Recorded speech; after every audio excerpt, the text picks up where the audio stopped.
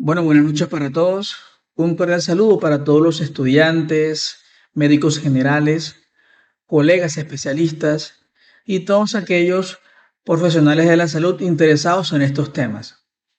Hoy continuamos con la segunda parte de la temática de fisiología cardíaca, donde revisaremos los determinantes de la presión arterial media, un tema fundamental que complementa la clase previa de ciclo cardíaco. Yo sé que todos quieren que ya empecemos a revisar ondas, complejos y diferentes patrones electrocardiográficos. Sin embargo, no se desesperen.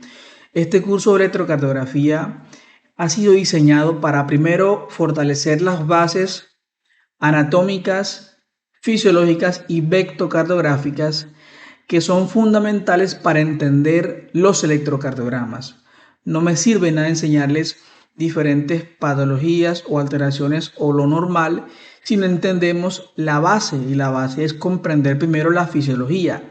Créanme que todos estos conceptos tienen aplicación clínica y electrocardiográfica, así que no se salten estas charlas porque créanme que en el momento que entremos a revisar cada onda, cada complejo por sí mismo, vamos a entender bien y a ir correlacionando todo lo que hemos revisado en estas clases iniciales.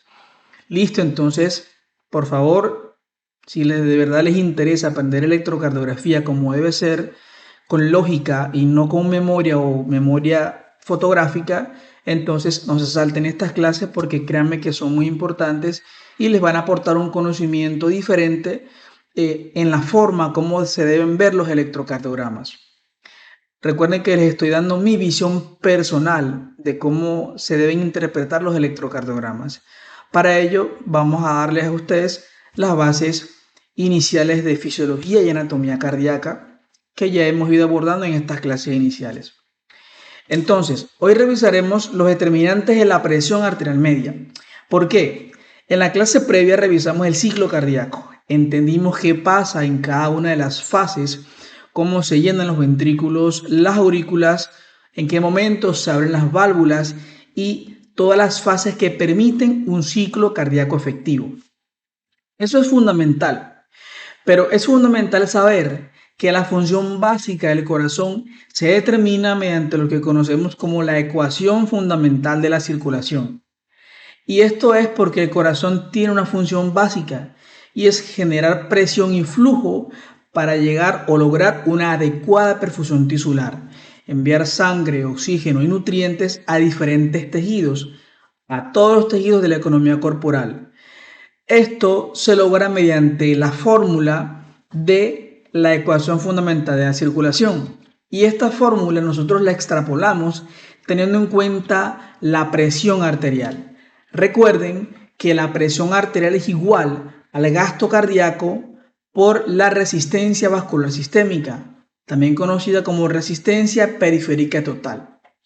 Si nosotros entendemos que la presión arterial depende de la presión arterial sistólica y la diastólica por sus diferentes fórmulas, tenemos que saber que en general, a través de la presión arterial o estas dos presiones, sistólica y diastólica, podemos obtener la presión arterial media. Y resulta que la PAM o presión arterial media representa la presión de perfusión tisular.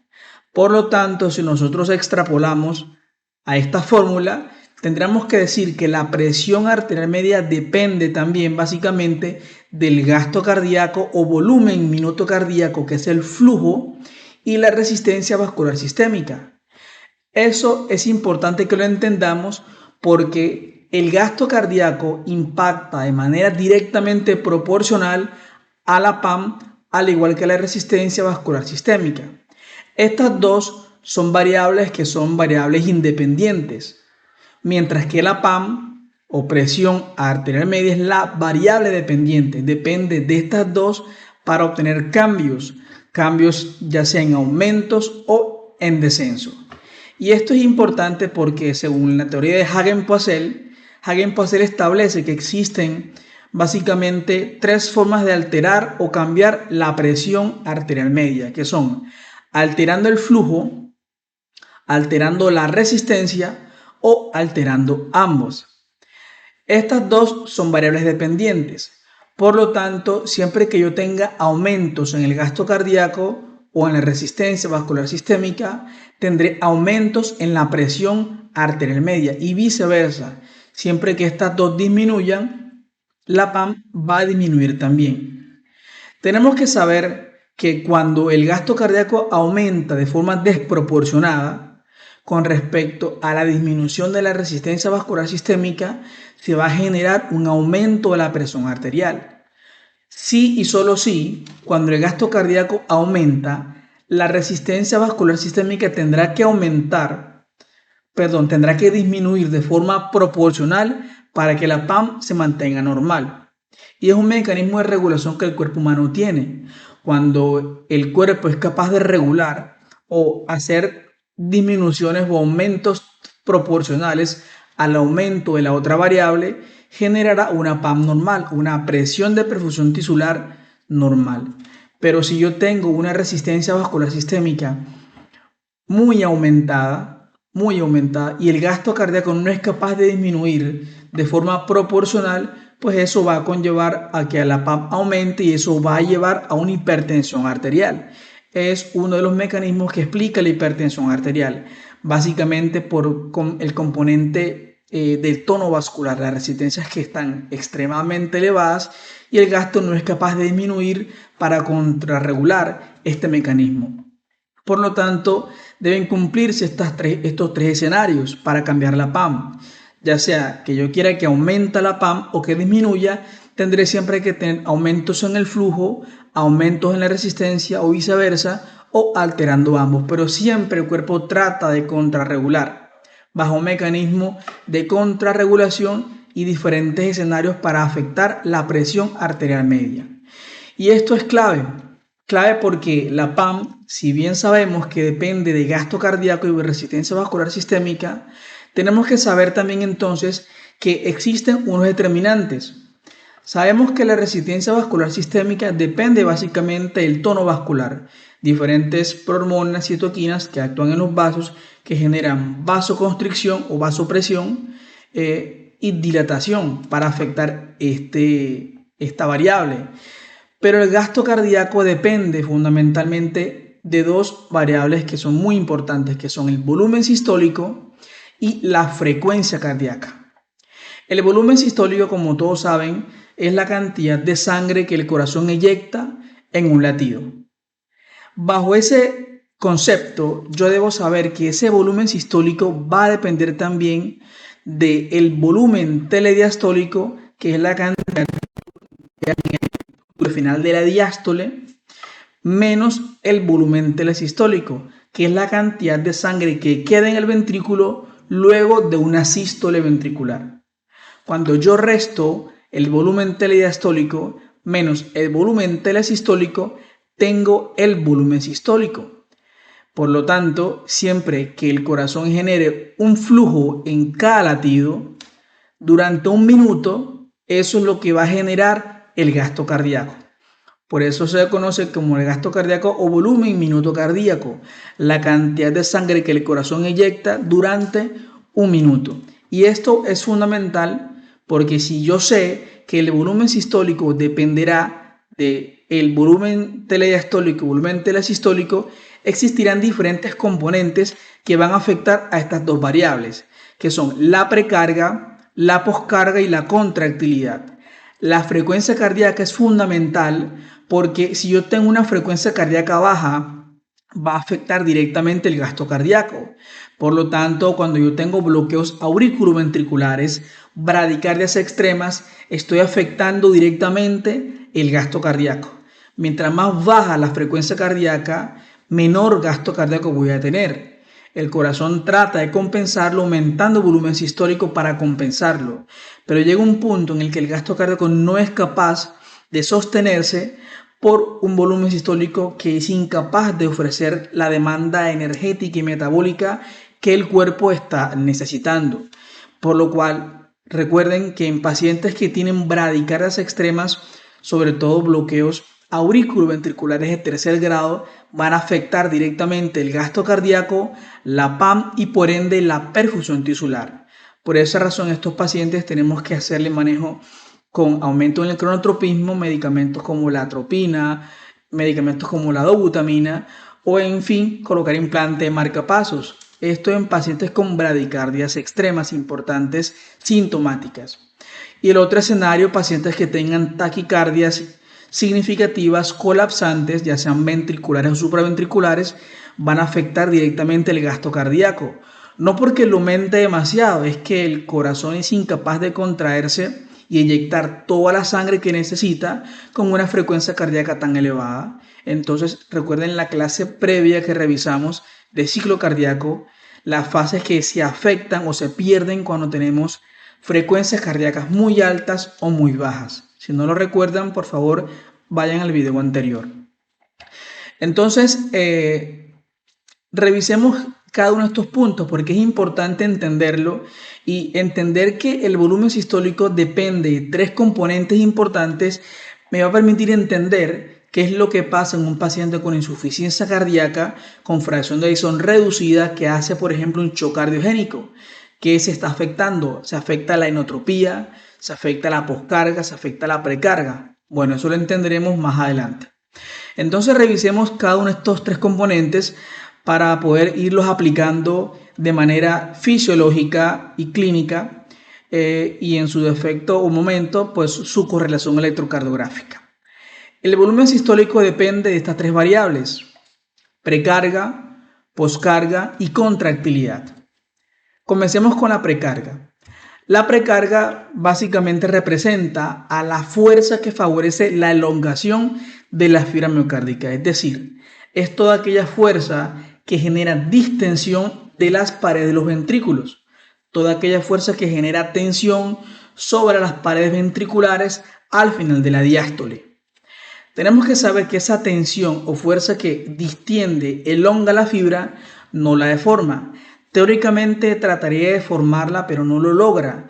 Recordemos que existe un mecanismo de Frank-Starling que dice que cuando yo aplico una fuerza X a una dirección, en este caso un volumen de sangre que está llegando a los ventrículos, en este caso puso el ejemplo ventrículo derecho, esa fuerza está distendiendo las paredes, el volumen está aumentando, el ventrículo se está dilatando, se están distendiendo, elongando las fibras y se genera siempre una fuerza contraria que se opone a esa dirección.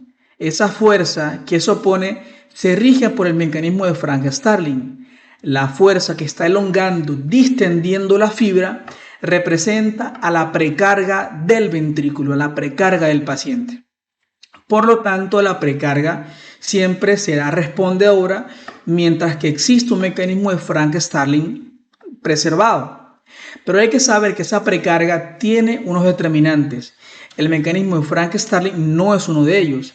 Es importante y de hecho aplica mucho más en lo que es el determinante de la contractilidad.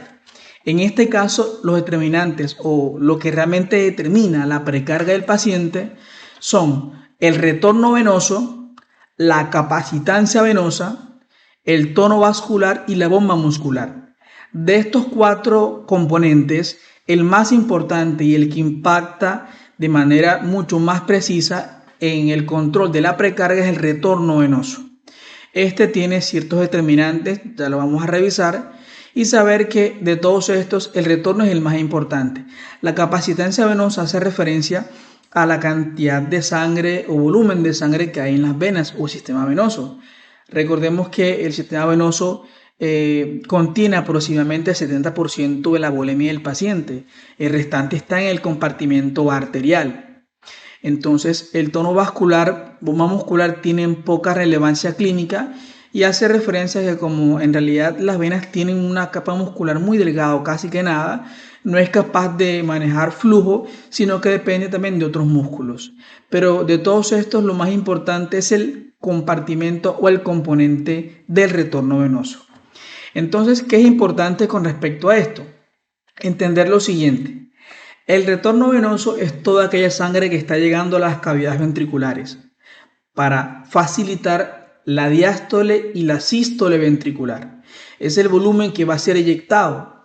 Por lo tanto, la precarga depende en gran medida de qué cantidad de sangre esté llegando a las aurículas y consecutivamente a los ventrículos.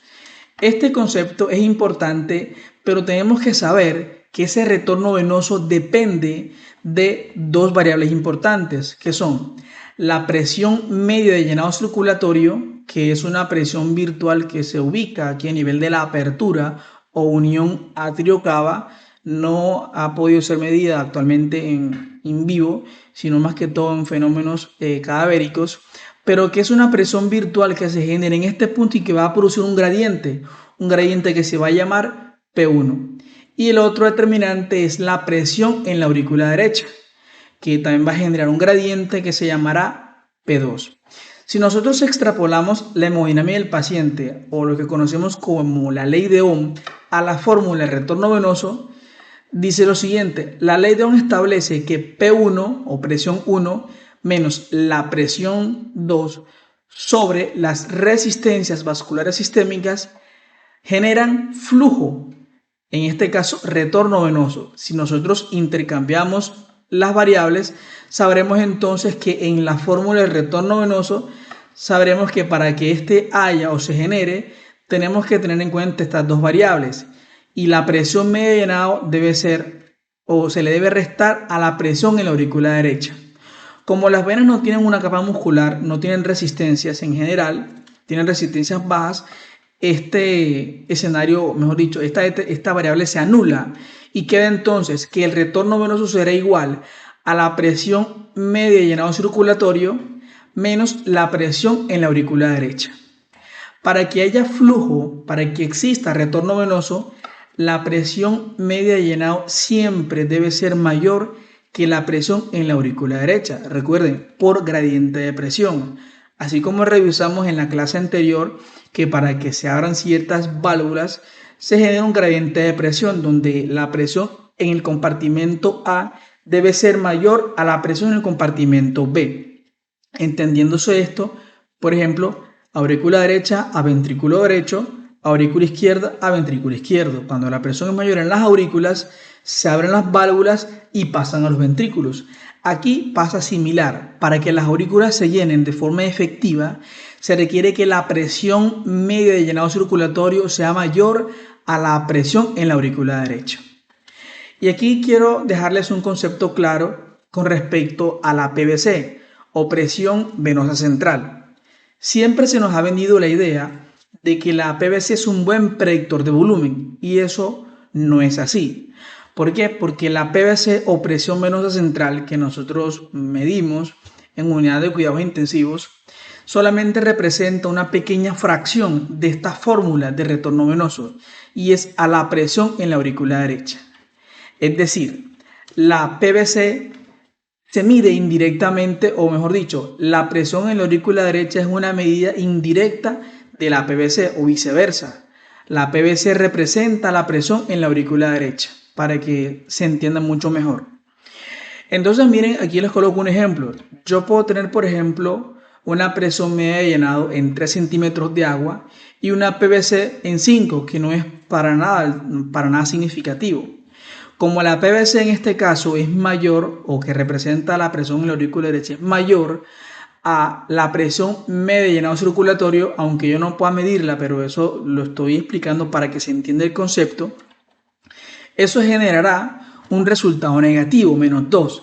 Y por lo tanto, como la PVC en este caso es mayor a la presión media de llenado, eso no genera retorno venoso, no habría flujo o volumen sistólico efectivo porque no hay un buen llenado auricular. No hay flujo cuando la presión en la aurícula derecha es mayor a la presión con respecto a la presión media de llenado circulatorio. Y esto es importante entenderlo porque siempre se establece ese mecanismo. Yo puedo tener una PVC en 5, en 7, en 8, en 12, que es normal en ese caso, pero ese paciente no porque tenga esa presión va a responder a volumen. Eso depende de muchos factores y la PVC no es el mejor marcador para definir respuesta a fluidoterapia. Ese concepto es importante y quería dejárselos acá bastante claro. Entonces miren lo siguiente. Tenemos en cuenta presión media de llenado y presión en la aurícula derecha. Estas dos son gradientes que deben generarse para que haya retorno venoso. Pero esa presión media de llenado tiene dos variables que son muy importantes, que son el volumen estresado y el volumen no estresado. Dependiendo cómo estén los volúmenes o estos compartimentos, tendré X o Y presión media de llenado y podrá afectar el retorno venoso. Vamos a explicar esto con mayor detalle y entender qué es esto de volumen estresado y volumen no estresado. Entonces, aquí les coloco un ejemplo. Miren, aquí tenemos claramente, aquí tenemos el compartimento venoso. Tenemos las venas. Aquí tenemos a la vena cava y donde pasa el retorno venoso. Aquí tenemos a la aurícula derecha y este punto, que es la unión atrio-cava, representa el origen o el punto virtual donde se ubica teóricamente la presión media de llenado circulatorio. El volumen intravascular, en este caso en el compartimento venoso, debe generar un estrés sobre la pared. Este volumen que se encuentra acá debe generar estrés sobre la pared, una tensión que debe generar un gradiente que sea capaz de superar la presión en la aurícula derecha. El volumen que se encuentra en el espacio intravascular, en este caso en el compartimento venoso, que no es capaz de producir gradiente, que no genera tensión, que no supera la presión en la aurícula derecha, lo conocemos como volumen no estresado. Miren qué es lo que pasa cuando a este paciente yo le coloco líquidos.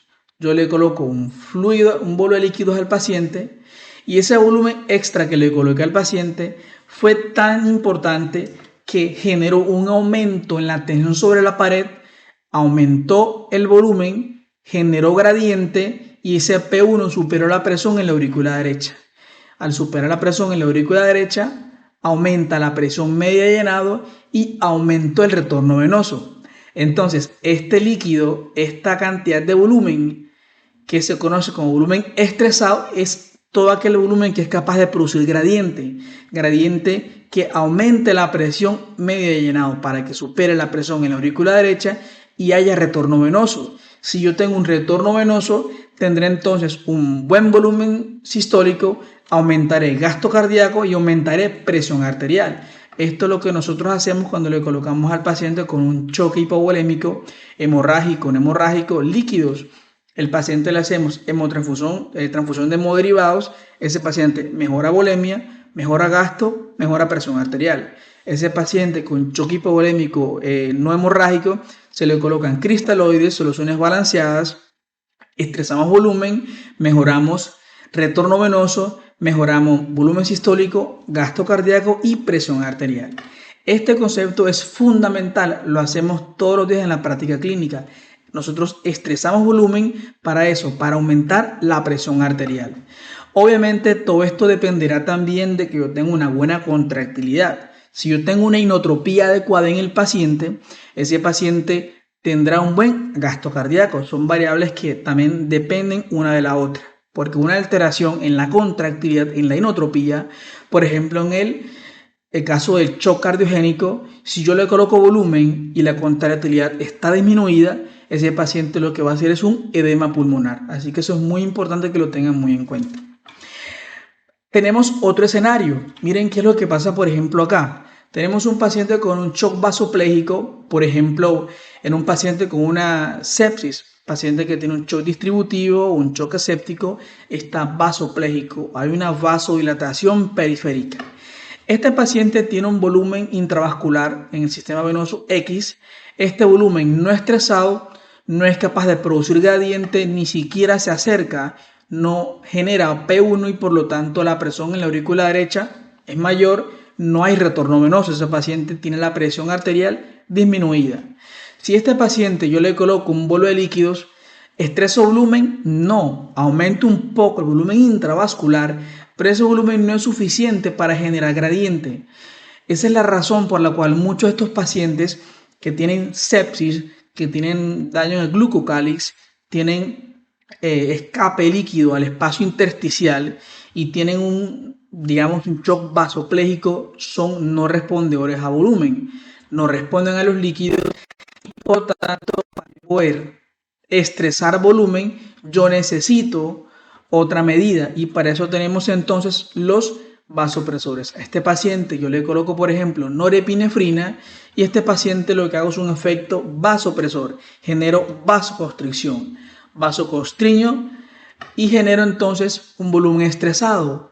El volumen intravascular me aumenta y ese volumen genera un gradiente, un P1 que supera al P2, supera la presión en la aurícula derecha, mejora retorno venoso, mejoro precarga, mejoro volumen sistólico, mejoro gasto cardíaco y mejoro presión arterial. Ese es el mecanismo fundamental del uso de vasopresores en el paciente con un shock vasopléjico, por ejemplo, con un choque séptico. Entonces, se ve la importancia. Yo estreso volumen básicamente de dos formas: colocándole líquidos al paciente, ya sea por ejemplo con elevación pasiva en miembros inferiores. Ustedes saben que levantar las piernas aporta aproximadamente 300 cc de volemia y eso en algunos casos puede que respondan a volumen o es de hecho un marcador que me sugiere indirectamente que hay respuesta a volumen. O le puedo colocar líquidos al paciente, cristaloides o alícuotas para ver respuesta a volumen, para estresar volumen. Puedo al paciente colocarle vasopresores cuando el paciente lo necesita, cuando el problema es de tono vascular, cuando hay shock vasopléjico, por ejemplo, o en otro tipo de shock que es importante. Entonces, estos conceptos son claves y ahora entienden la importancia de saber que el estresar volumen genera aumentos en el retorno venoso. Directamente lo hago porque estoy aumentando la presión media de llenado circulatorio. Retorno venoso aumentado, aumentando la precarga, aumentando volumen sistólico y mejorando la presión arterial media del paciente, logrando una adecuada perfusión tisular, enviando sangre, por supuesto oxígeno y nutrientes a todos los tejidos de nuestra economía corporal. Y eso entonces es algo fundamental en este tema. Ahora bien, ¿qué es la poscarga? La poscarga es la segunda variable que impacta en el volumen sistólico de los pacientes. La poscarga no es más que la fuerza que se opone a la eyección de la sangre, es la fuerza que se opone a la eyección ventricular. Esta depende de 5 determinantes. De estos 5, solamente 2 tienen impacto significativo, que son la impedancia aórtica y el acoplamiento ventrículo arterial. Las otras son el tono simpático, el volumen arterial efectivo y la viscosidad de la sangre, que en realidad esta última solamente aplica y tiene relevancia más que todo en los síndromes de hiperviscosidad con diferentes patologías que no vienen a este caso como tal mencionar. Entonces, dos causas importantes, dos determinantes, impedancia aórtica, acoplamiento ventrículo arterial. ¿Qué es la impedancia aórtica? La impedancia aórtica hace referencia a la presión que se genera a nivel del tracto de salida del ventrículo izquierdo y derecho y que refleja todas las resistencias que hay en todos los lechos sistémicos o periféricos. De tal forma que un paciente que está vasoconstreñido periféricamente, por ejemplo con hipertensión arterial sistémica, tendrá una impedancia aórtica aumentada y esa impedancia aórtica aumentada obviamente va a afectar o va a disminuir o se va a contraponer a ese volumen sistólico, a esa fase de eyección máxima del ventrículo izquierdo. Mientras mayor sea la impedancia aórtica, mayor es la poscarga del ventrículo izquierdo y derecho y por lo tanto va a afectar ese volumen sistólico. El otro escenario es el acoplamiento ventricular arterial. Recuerden que necesitamos que las válvulas semilunares, aórtica y pulmonar se abran en el momento que deben abrirse y cerrarse en el momento que deben cerrarse. Ya ustedes saben por el video anterior, bien explicado, en qué momento se abren cada una de estas válvulas, en qué fase de ciclo cardíaco. Pues resulta que si yo tengo un buen acoplamiento ventrículo arterial, pues no habrá ningún problema. Ese paciente tendría un volumen sistólico adecuado. Sin embargo, fíjense qué es lo que pasa si yo tengo una válvula aórtica, por ejemplo, estenosada. Tenemos una estenosis aórtica y cuando se va a abrir la válvula aórtica hay una estenosis significativa y esa fase de eyección máxima va a encontrar demasiada resistencia en el tracto de salida en la válvula aórtica que va a disminuir el volumen o la fase de eyección. Eso es importante y fíjense qué pasaría si yo tengo una insuficiencia aórtica en la cual ese paciente cuando se está relajando, está en diástole o fase diastólica, hay un flujo de regreso, de vuelta. Entonces eso también va a afectar ese volumen sistólico. Entonces la poscarga es importante, es significativa, y para yo tener un volumen sistólico adecuado, debo tener una poscarga baja. Todo lo que genere poscargas aumentadas o me aumente la poscarga va a afectar ese volumen sistólico. Por lo tanto, esta es una variable que es inversamente proporcional al volumen sistólico o fase de eyección. Una poscarga aumentada generará un volumen sistólico bajo y una poscarga disminuida va a generar un volumen sistólico aumentado. Y miren, por ejemplo, acá en esta gráfica, aquí lo tenemos.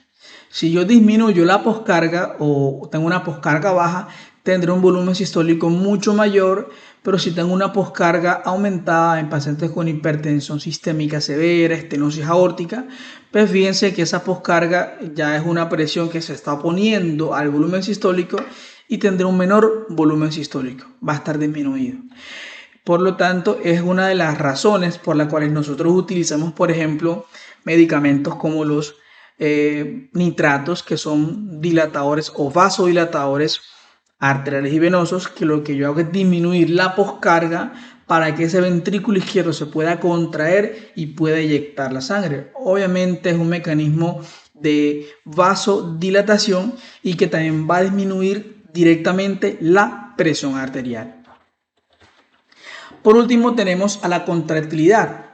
La fase de contractilidad es fundamental en el control del volumen sistólico, porque esta tiene mucho que ver con la ley de Frank-Starling. Ya más o menos la explicamos.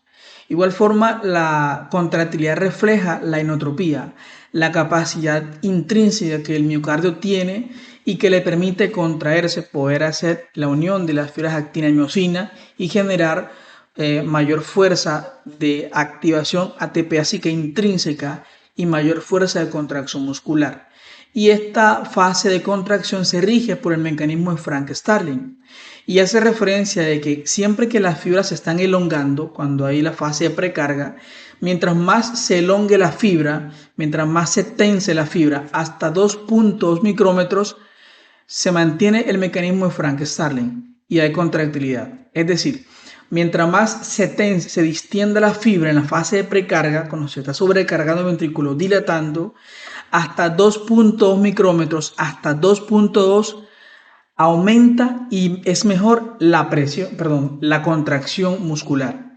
Mientras mayor se tense la fibra, mayor contracción muscular. Es un mecanismo intrínseco que el corazón tiene, pero hasta 2.2 micrómetros, respetando la ley de Frank-Starling, que establece que mientras más se estire la fibra, mayor fuerza de contracción muscular va a tener ese miocardio del paciente. Y es fundamental porque con la sola precarga, con el solo retorno venoso con los líquidos, al aumentar la precarga, mientras más precarga haya en ese paciente, mayor fuerza de contracción muscular. Y eso que a este paciente no le estamos colocando inotrópicos.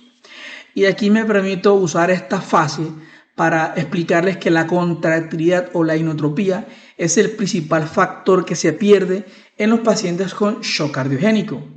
Ese paciente que tiene un compromiso severo de la función ventricular, por ende la inotropía, va a requerir medicamentos inotrópicos para poder mejorar la contracción muscular y poder generar un gasto cardíaco. Es importante que entiendan esto porque los pacientes con shock cardiogénico, sobre todo pacientes con insuficiencia cardíaca avanzada o de larga evolución, no tendrán casi que nunca un electrocardiograma normal. De hecho, los electrocardiogramas normales, perfectamente normales, prácticamente me descartan shock cardiogénico o falla cardíaca en un paciente con alta sospecha clínica.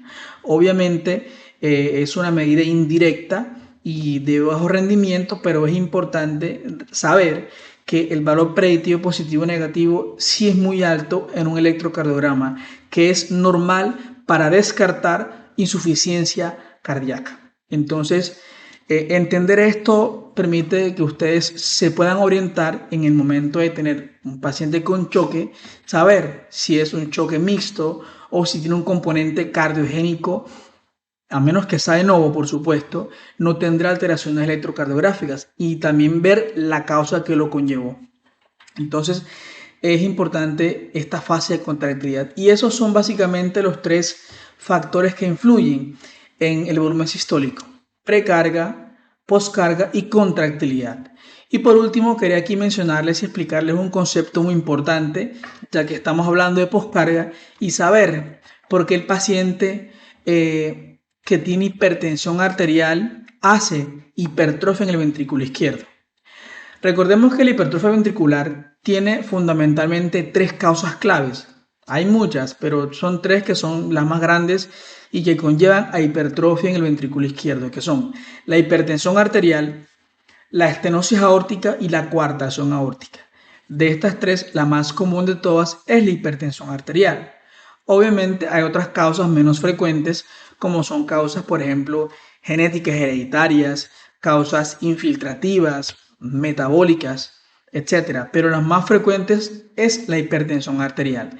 Entonces, ¿qué es lo que pasa? Cuando yo tengo hipertensión arterial, directamente eso me va a generar un aumento en el consumo de oxígeno en la pared del miocardio ventricular. Hay un aumento en el consumo de oxígeno y resulta que hay una ley, que es la ley de Laplace. La ley de Laplace establece que el consumo metabólico de oxígeno es, digamos, una aplicación indirecta de la tensión que se ejerce sobre la pared. Siempre que aumenta la tensión, está aumentando el consumo metabólico de oxígeno. Y resulta que ese consumo metabólico de oxígeno o tensión sobre la pared es igual a la presión por radio interno del ventrículo, presión intraventricular por radio interno del ventrículo, sobre 2 veces el grosor o espesor de la pared. Entonces, ¿qué es lo que pasa? Paciente que es hipertenso, ¿qué tiene que hacer? Bajar la presión es muy difícil, no puede hacerlo porque ya perdió los mecanismos de contrarregulación o de autorregulación. Disminuir radio para bajar tensión no lo puede hacer rápidamente, pero sí podrá generar mecanismos de hipertrofia para poder incrementar el grosor de la pared, y miren que le sale más costo efectivo. Cada aumento en el grosor de la pared se multiplica por 2.